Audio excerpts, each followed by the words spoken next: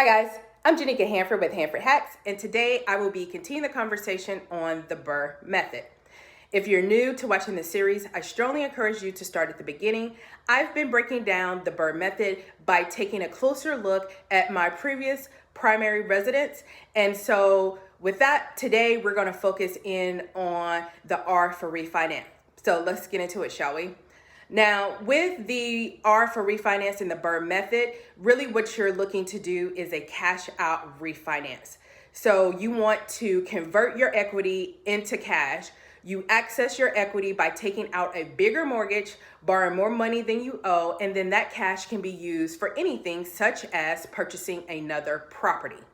Now, why you may ask that is important, it's because when you take that equity out, that way you're letting your money that you already have in investments to continue to grow while just using equity now that you've already accumulated in the property. So once I take that cash out money, I use it to purchase another distressed property, flip it, and then rent it out. And that continues the cycle of building cash flow in my real estate investment portfolio.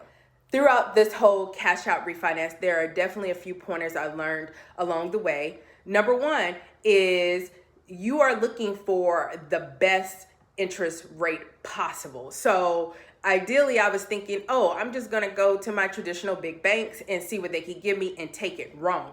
What you want to do is you want to look for which lender is going to give you the best deal. So throughout the whole process of doing a cash out refinance with my previous primary residence, I ended up having conversations with 3 different lenders. I really liked the first lender because they was prompt, very responsive, but their interest rate was much higher than the second lender. The second lender, we almost went with them, but then I took the interest rate and the offer for the second lender, and I took that to the first lender, and I asked the first lender, can you match this or can you beat this?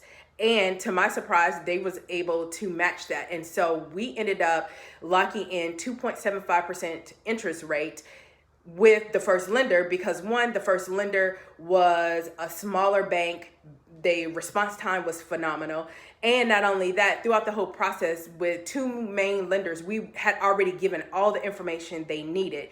Now, this is the part of the real estate that is like such time consuming. It's all of the back and forth, all of the paperwork they needed. So pointer number 2 is that because my husband and I are always looking for good property deals or whatever comes up, we know all the steps that go into that, such as the documentation you need to have, W-2s, paycheck stubs, investment account statements, things like that. So because of that, we have a shared encrypted drive where we just throw all the documentation there. That way, if the lender needs anything from us, we know, let me just pull it from this drive, upload it, whatever is needed, there you have it. It just makes that whole process easier because real estate takes a lot of time.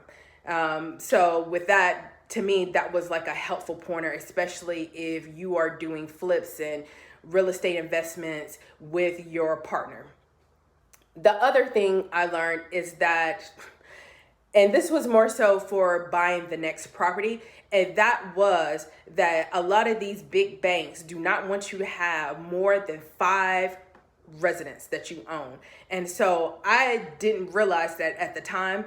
And so, as we were looking, we was just like, okay, big banks is out because most traditional big banks do not want to even give out cash out refinance or want you to have a lot of investment properties. So traditionally, we now really work with smaller lenders. We have our stuff together. Our credit score is good. And that is who is willing to actually lend the money for all the investment properties we purchase. The other thing is I've learned that with a cash out refinance, there are some stipulations or requirements that they may have, such as, number one, they may want you to have at least a 620 or higher credit score, which was no problem in our case. The other thing is they want you to have lived in a property for a certain amount of time or have owned it for a certain amount of time. So with my previous primary residence, which was a property purchased in 2006, we didn't have any of those roadblocks. I think the cash out refinance worked very well. And when it came to the notary, since it's a pandemic, somebody came to our house with their mask on and we kind of signed all the paperwork, and we ended up doing a cash out refinance and getting out $45,000. That $45,000 will then be used to purchase the next property. And in fact, that's exactly what we did. We ended up finding a property in a different city that was roughly $50,000. So that worked out great, where I am letting what I have in my investment account continue to grow and build, and I'm using that equity now. I have no problem with extending the length or the amount borrowed for these properties, because when I'm borrowing out more money, that is reducing the cost of the monthly mortgage. If I have a tenant occupied, which I do, then the amount that they're paying usually is a high amount and my mortgage is low. So if I take the money that the tenant is paying and pay the mortgage and pay HOA and all of that, then usually, and put money as reserves or accidentals or repairs, then that is only upping the amount of profit I'm making and the amount, my cash flow. So I hope all of that really makes sense. That are some of the things that I've learned with doing this cash out refinance. And as always, the next slide is going to show the actual mortgage disclosure, because I believe that for you to actually see the numbers, it puts stocks into like how this whole process works. And I think it is very wise to show you, here's a property, this is what was done, here are pictures, here's how this worked, here is the cash out refinance I did. And then in the next video, which is the repeat, we'll take a look at that property that we actually used that cash out that we did and what we bought with it. And then the whole cycle just continues, because all I'm doing is taking the equity out of these cash refinance, buying another property, having tenants pay more than what the actual mortgage is, and that becomes passive income. And I'm putting money away in the event that I have, where I don't have a tenant in it, where it's just an open vacancy. I have to make sure that, I account for any accidentals, repairs, vacancies, things of those nature. Here's a look at the cash out refinance closing disclosure.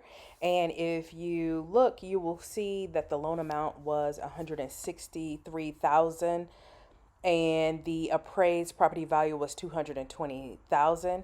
A lot of times lenders will let you borrow 75% of the appraised value, hence the loan amount of $163,000. And the interest rate 2.75%.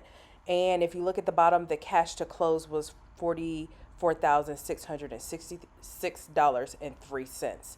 Again, I was able to cash out the equity in this home, and I am looking forward to showing you what we did with that close to $45,000.